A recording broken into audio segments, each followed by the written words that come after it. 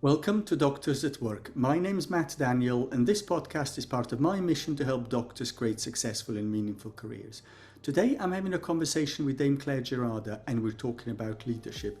She tells me about her career, and we particularly focus in on her many leadership roles and the many achievements that she's had.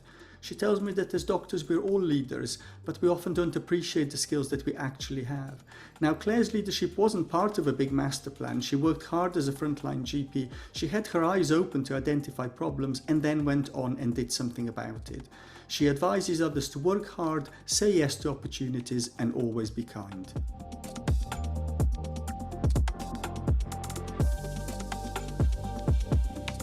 Welcome, Claire. Tell me a little bit about yourself. Yes, thank you, Matt. Well, clearly I'm a general practitioner. I've been one now for coming up for 40 years, actually, which is quite extraordinary.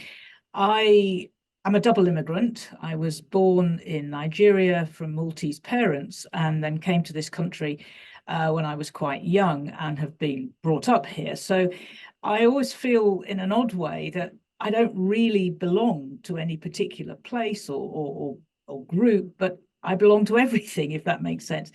My father was a doctor in Nigeria. When he came to England, he set up his practice in our home. So my earliest memories really was of seeing patients coming into our front room and waiting to see my dad. And he used to take me on home visits to what was then the post-war slums of Peterborough. And he inspired me to be a doctor. And so I was always going to be a doctor. I can never remember not wanting to be a doctor. And I've basically had an extraordinary career. I've never planned to be in leadership roles. It's always happened accidentally, but I have worked very, very hard. And I've always wanted to emulate my father, who, when he was in Nigeria, did things that were quite extraordinary. I mean, he used to talk about taking smallpox vaccine, wasn't the MMR then, but it was certainly the diphtheria, tetanus and polio vaccine. And I always wanted to emulate him by being part of my community, by giving back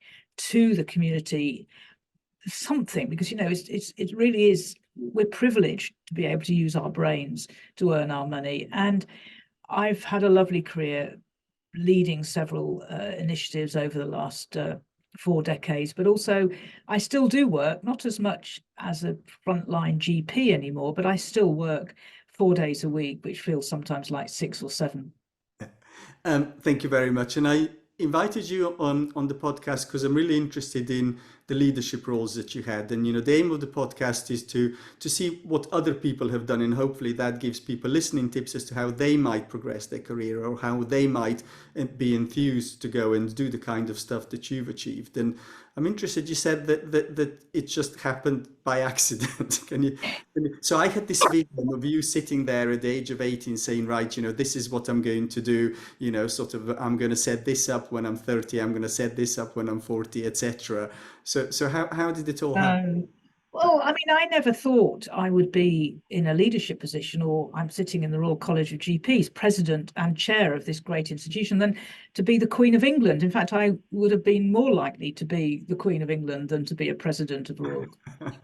I never set out to be a leader, but being a doctor is quintessentially being a leader. And actually, I think being a GP is leadership in spades, because you have to decide 20, 30, 40, 50 times a day yourself, without seeking help, what you should do in order to help somebody. And being a leader is really about making a decision.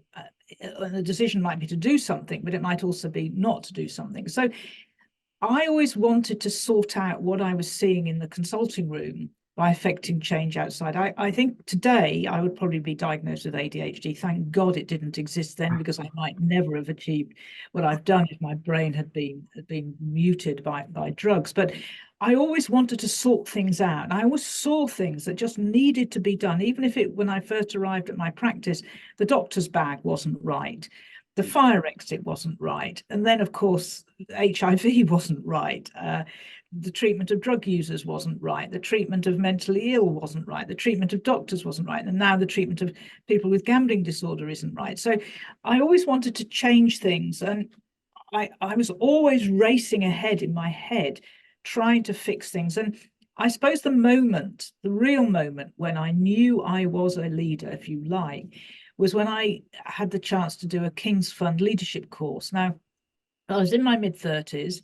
Nobody wanted to do it. And on the basis that I would say yes and then sort it out afterwards, I said yes. And it was a 6-week course spread over a year. And it was fully paid, though, of course, it didn't cover locum expenses. My partnership allowed me to do it. And I learned so much. I learned that, number one, I was a leader. I learned that some leadership tips about how to lead teams. And that also gave me the confidence then to do a job which I had been invited to apply for, which was to be a senior policy advisor at the Department of Health. Now, I didn't want to do that job because I was terrified, absolutely terrified. And this was pre-internet days, but I think, well, what if they ring me up in the middle of the night and ask me about cannabis or ask me about something? And of course they never do, but I had this fantasy that I'd be called up by ministers. And that King's Fund course gave me the confidence. And then I suppose the rest is history. I did that. I wrote clinical guidelines. I transformed drug misuse services. And I then continued to do what I'm doing now, which is to sort things out. So I was lucky. But had I not done that, I probably would have stumbled into something. I probably would have taken, I mean, I did take a role as chair of a Lambeth, Southwark and Lewisham wide commissioning group. It's called SLUG, South London Umbrella Group for GPs. So I think I probably would have ended up doing something in a leadership role, but possibly not to the extent that I've done over the last 30 odd years. That the worry that you described when you took the job for the Department of Health, I mean, I really understand that, because I know that sort of things that I've looked at and I thought, oh no, I'll never be able to do that and it'll be difficult. And I mean, I certainly find myself talking out of going for stuff, and I suspect there's an awful lot of people who also talk themselves out of going for stuff. But you know, sort of, and it sounds like you almost talked yourself out of it. I almost talked myself out. I also had 2 small children, both they were 2 under 3. So, but my advice is that you're doctors. You are the top IQ wise, the 5% of the population. So you are very, very clever. You're also got amazing skills at problem solving, risk management, communication. You might not think that. You might think that somebody else has got that. But we are an amazing group. And on the whole, there isn't many people who can do the job better. Now, it's not to be arrogant or narcissistic, but people always downplay their ability. And I have to say this, I'm a GP. I know this podcast isn't just for GPs, but I also think that training in general practice and working in general practice is about leadership, and it's a completely transferable skill. So if, for example, a GP listening to, or any doctor, you're suddenly asked to go and manage pret-a-manger, okay, go and manage it. Now you think, oh, I can't do that, I don't understand, but you can, because the things you do are the same, which is managing people, communicating, addressing problems. So don't underestimate your ability. Certainly don't underestimate it too early. Now, clearly, if the job is about, my case would be doing something around IT, or I'd just say, sorry, not my skill set. But most of the time, it is your skill set. And how important is formal leadership development? Well, as I said, I did this leadership course, and it really did shift the trajectory of my life. It really did. But I've not really done anything else. I mean, I see people going on to leadership courses, which I think is good. But what I've also done, Matt, over the years, is I've gone on courses that I think aren't necessarily badged as leadership, but my God, teach you about leadership. So, for example, I did a weekend introduction in group analysis. Now, that teaches you how you appear in a group and how you project your emotions, your ideas into other people, and how they project them back to you. And it really did teach me. I did it when I was chair of council, chair of the Royal College of GPs, and I learned a lot about myself. I learned a lot about how groups and teams work well, but also don't work well. And the other course I did, which is quite an expensive one, but some trusts will pay is something called the Leicester Conference. And it's called the Leicester Conference because until very recently it's been held in Leicester. And it's been running since the early 50s. And it's what's called a group relations course. So it's 2 weeks, immersive group relations. And it again teaches you about teams and groups and about why.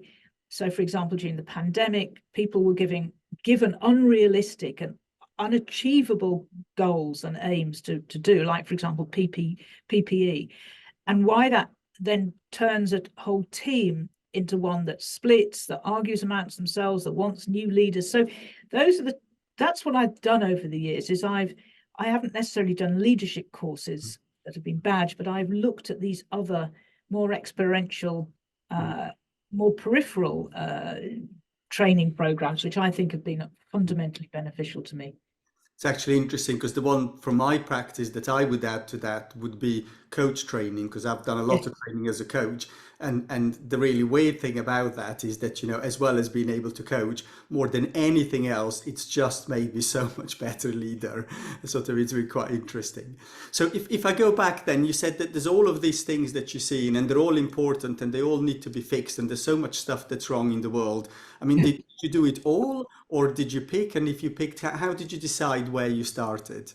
Well, where I started always came naturally. So I started in drugs. I Mhm. got involved in drugs, and that's because I was always destined to be a GP, but I veered via psychiatry. And then I got my training program, a year set up, and I became pregnant. And in those days, they couldn't hold the year, so I had to reapply. So I had this gap of about 10 months, 11 months. So I did a substance misuse job. I carried on at the Maudsley. And it was at the beginning of the HIV pandemic in intravenous drug users, or people who use drugs intravenously. And I wanted to try and to get these people into treatment. It was an 18-month waiting time. So I set up a barefoot clinic in a local needle exchange. I used to take my doctor's bag with immunizations, cervical smears, Cusco, blood pressure machine. It was quite amazing. I was even allowed to do that, prescriptions. And I would go and manage these patients. And then when I moved into my training job, they gave me permission to they allowed me to continue this barefoot service, which I did for sort of about 12 years. But along the way, I applied for the senior policy advisor. I set up a national training program, so et cetera, et cetera. So drugs came to me and I used drugs. And then I moved into mental health, and then I moved into commissioning. And then I moved into looking after mentally ill doctors. They were all sort of connected, really, because patients would come to me because I work near St Thomas's Hospital. So there's a lot of mentally ill doctors registered at our practice. And so I got interested in that area. And if they were drug users themselves, I used to look after them. And then gambling just came to me because somebody just said, would I do for gambling treatment what I did for drug treatments, which has reduced the waiting time for 18 months to 2 weeks. So I have now got into problem gambling. So everything, I never wanted to get into gambling. I never wanted to get into drugs. If you'd asked the 23-year-old me, would I end up being most proud of what I did with heroin users, I would have said, for God's sake, no. I mean, I never saw a heroin user when I was training, never. So so what I'd say to people listening to this is try and look at what you want to change for what you're seeing in the consulting room by affecting change outside, which means you've got to do the work in the consulting room. And what worries me at the moment is that so many people, and I call it a flight to leadership, so they flee to leadership very early on in their career without getting the basics of what they're seeing in the consulting room. And that means as well in hospitals as in general practice. And it all gets easier if you stay about 2 years. It really does get easier. You know the patients better, things become a lot easier. But they flee so soon after qualifying into leadership roles. And the number of people I see in their late 30s, early 40s in senior leadership roles who I can count the number of patients that they must have seen in their career as being a few thousand, or the number of sessions they've done as a few hundred, whereas I've probably seen 250,000 patients. So if you are listening to this, leadership is fabulous, but in order to lead, you've got to know what you're leading. It's pointless telling people how to reorganize their out of hours service if you've never done a shift in out of hours. So that's the only, people hate older people giving advice, but that's what I give. I hope you're enjoying the show.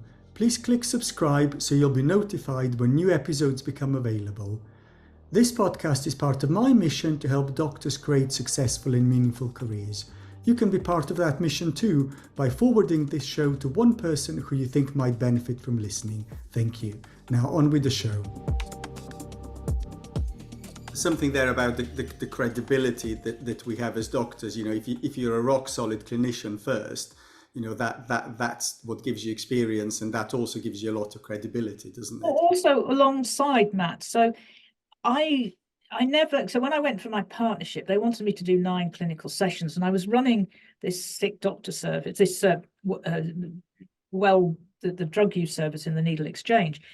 And I said, I will only do 7 because I want to continue to do this work on drugs. And so it was alongside, my partnership has been fabulous in allowing me to lead, but so you can do both. But what I could have done is I could have said, well, actually, I really want to lead national services, so I only want to do 2 clinical sessions. Now, had I done that, I'd have never learned about commissioning. I'd have never learned about mental health. I would never have done all the other things that I've done. And the other piece of advice I would give is leading is hard work, hard work. You can't, it's not a 9 to 5. And I've already mentioned I had 2 small children. You've got to be lucky. You've got to pick your spouse, partner, and your children well. You write things. So I say to people, if you do something, write it up, write it, because it won't exist otherwise. So I wrote up the Well User Clinic. I've written up all along the way what I've done, just so that it's there in perpetuity. The other thing that also struck me, the importance of doing that clinical work, was because that's where the ideas came from.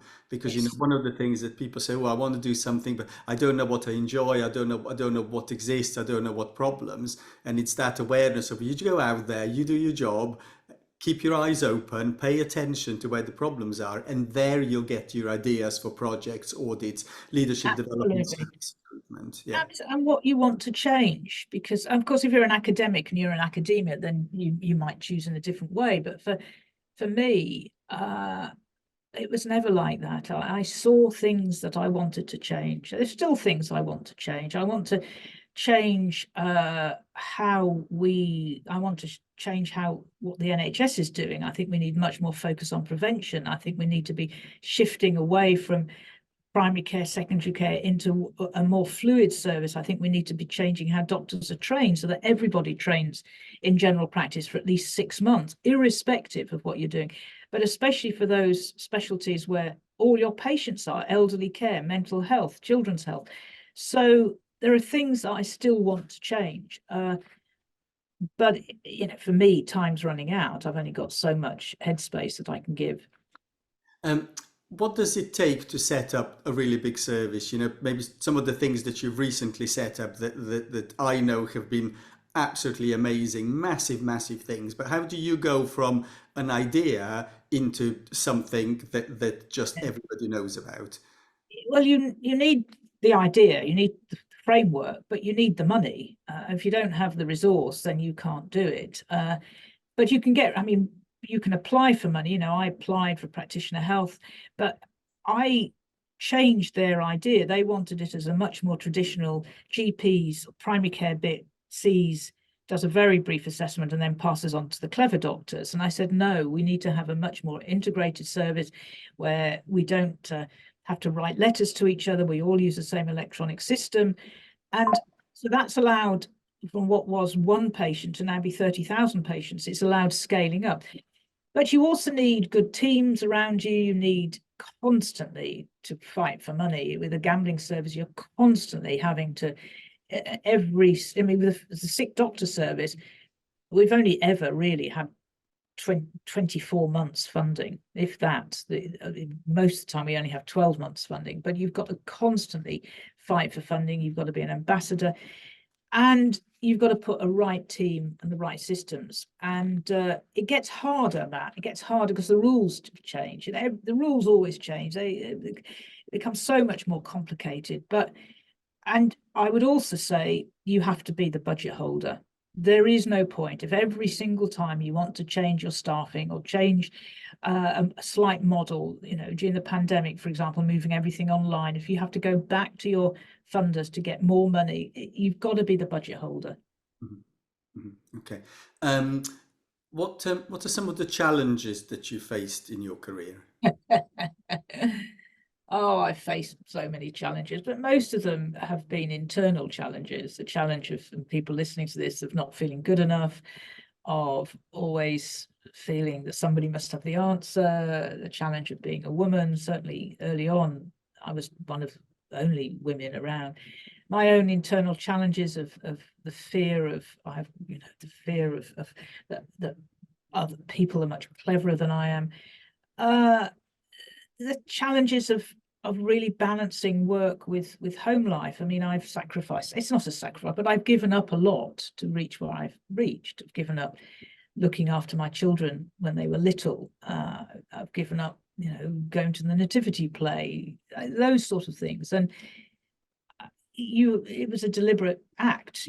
I wanted to do the work. So those are the challenges. I think the challenges for a woman, maybe also now for men, is the constant feeling of guilt that you're never giving enough to your patients and you're never giving enough to your family. But I'm blessed now. I've just become a grandmother and another one's on the way. So I'm hoping to redress my lack of parenting next generation.